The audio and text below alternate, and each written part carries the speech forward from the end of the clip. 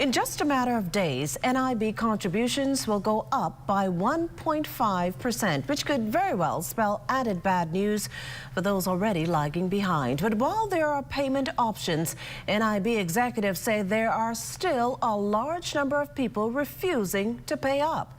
LaDonna Davis sat down with the head of the compliance unit to find out who's in arrears.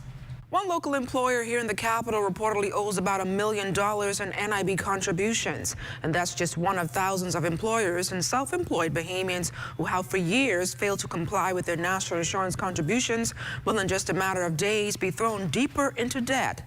And this considering the NIB's pending increase of 1.5% to take effect on July 1st. As senior manager of the fund's compliance unit, Trevor Bryce reminds, employee contributions will jump from 3.9% to 4.65%, and employers from 5.9% to 6.65%. Who owe before June 30th, they would be required to pay based on the old rates.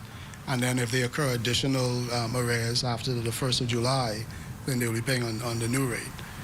And so we'll mean doing a proper assessment, having them make those payments.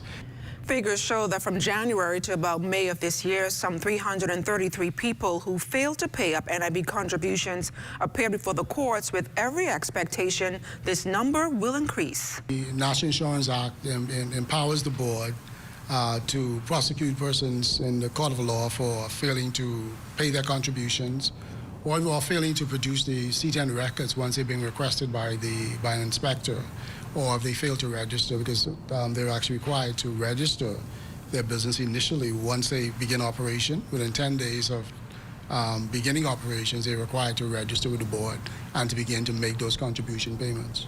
Now, Makushla, and as Bryce tells it, a court appearance is the end result of NIB exhausting every avenue to collect its funds. In fact, he says a state-owned enterprise has been quite lenient with its clients and has for years provided a payment plan, all in the hopes of having people cough up court fees, avoiding possible jail time. Once the inspector has completed an assessment of the total arrears, that employer or self-employed person is asked to come up with 40% of the total arrears as a down payment on the installment.